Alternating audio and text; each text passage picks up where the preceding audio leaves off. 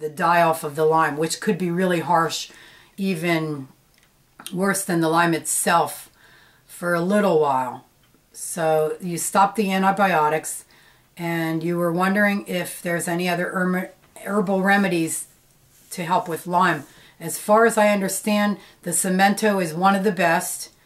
A lot of people have found results from it. It's not the only change you have to make, though. You're on the right track with the raw foods. So would you say that you have improved much since the interview at Food and Sports Channel that they had with you? So yes, I was interviewed at the Woodstock Fruit Fest about my Lyme disease. And yes, I have improved since I started a more raw food diet. I was actually trained as a raw chef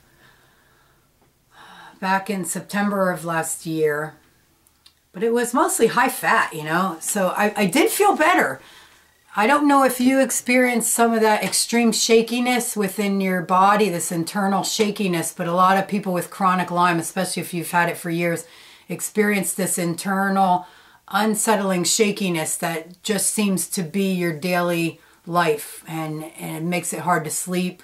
And once you start losing sleep, then you really have issues, you know, because everything kind of goes downhill from the time you don't get sleep. So yes, I must say I have improved, especially since discovering 80-10-10, because I cut out a lot of the fat in my diet. Now, my diet's not perfect, that's for sure. Come dinner time, I seem to go towards cooked foods. I'm mostly vegan. I never probably will touch meat again for sure. I still have a problem with pizza once in a while, and I'm getting over that. I mean, it's very seldom now at this point that I even do that. But the times that I stay 100% raw and low fat are the times I feel my best. And I would say to you, Fiddlesticks, well, I guess here I could call you Phil, because down at the end it says, looking forward to hearing from you. Best wishes and thanks, Phil. So Phil, I would say, you know, it's hard to make these big changes in your life. But your life is going to continue on unless you run in front of a bus. So if your life is going to continue on, you could either continue on the path that's going to take you in a not so good place. And it's not fun to be in pain. It's not fun to be exhausted all the time. It's not fun to have this internal shakiness that never seems to go away. And something has to be done. And I believe, Phil, that you're given this Lyme disease as a gift. And I know that sounds so bizarre, but since I got my Lyme disease, I changed so much. I'm not the same person I was 12, 14 years ago when I seemed to be healthy, even though I didn't really even back then know what true health felt like. And I still don't know that I know what true health feels like, but I do know what it feels like now to not have that internal shakiness. And it's real nice, because it's a real nice sign of peace, because when I used to lay in bed, I would lay in bed and my whole body just was quivering inside. You couldn't see it externally, but inside from head to toe. And I would never want to go back there again. Unfortunately, there's a lot of stress in my life at this time right now, with my elderly parents going through a lot and maybe having to sell their house and make decisions for my mother, whose memory's kind of fading really fastly, and I don't think she's willing to really change her diet much, or even think that that diet has that much power over how her life is. The truth is, your diet, not only your diet's very important. There's so many other aspects, as you already know. You just keep up doing your raw foods, really. And I'm not a doctor. I don't claim to be a doctor. I actually am a couple courses away from being a naturopath, which my school had shut down, Clayton College of Natural Health, for unknown reasons. And I believe they were putting out a lot of really good naturopaths who were really making a difference in this world. And it's real shady why they shut down, but I was a couple courses away from having my naturopathy degree to be a naturopathic doctor. And you know what? It doesn't matter that I'm not. I still can do what I do and help people the best I can and help myself. And having Lyme disease brought me into this place. I worked physical jobs. I was an equipment operator for my state. I also worked in parks departments of a borough. and I had outdoor physical work, which I thoroughly enjoyed, but I also had a brain that I wasn't using, and a compassion that I've always had, but never to the extent that I have now. So it brought me into another place that I'm really happy with. I feel like I've grown leaps and bounds in my own personal self, spiritually, mentally, emotionally, and physically too. I mean, I'm really working on my physical being.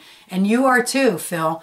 And just the fact that you're watching these YouTube videos, I saw that you've been watching Dan McDonald, and I think you saw some Robert Morris, I'm not sure. But you've been watching videos that are helping you. You're stepping in the right direction. All I can say is only you know what helps you. So read everything you can about healing Lyme disease naturally. I personally found that raw foods is absolutely the way to go. Fresh fruits and vegetables, as many as you can.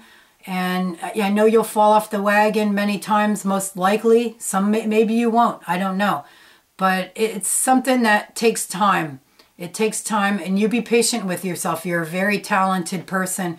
If anyone wants to check out Fiddlestick's YouTube channel, I'll spell it for you here. You wouldn't believe how talented this guy is. His drawings and it's just amazing. It's Phil, P-H-I-L-D-D-L-E-S, Sticks, S-T-I-C-K-S, Fiddlesticks. And you just seem like such a really great person. And I wish you the best, Phil. And I think you're going to do real good. I think you're going to do real good just because you have the right attitude.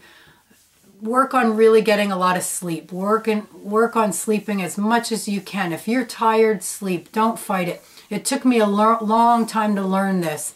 I would come home from work so exhausted, and I kept thinking maybe it's because I'm not moving enough. And I'd run where I lived right on the river. I lived in a park. I would be so exhausted, and I'd put my bathing suit on, and I'd run about a half a mile up the river, and then I would jump in the river and swim back down to the house. And I would do that 2 or 3 times, and I'd go in the house and get a shower, and I would just collapse in bed and sleep until the next morning to go to work. And I realized I was running on energy that I didn't have. I was pushing myself because I always thought that that was the right thing. And pushing yourself isn't necessarily the right thing. And this here is Pumpkin. Hi, Pumpkin. You visit? She's always got to see what I'm doing. So if you're tired, sleep. If you're hungry for sugar, eat lots of fruits. If you feel like your energy isn't there, try some more green juices if you can. Juice some greens. If you have any other questions for me, I'm going to show you here my little Pumpkin if she comes back here. If you have any other questions for me, just let me know, and hopefully I can help you out. I wish you the best. I really do. I wish you the best of health, and I just love your talent. I hope there's someone out there appreciating your talent and possibly paying you for your talent, because you really deserve it. And I'll talk to you soon. Peace. Thank you for confiding in me. Take care. Bye.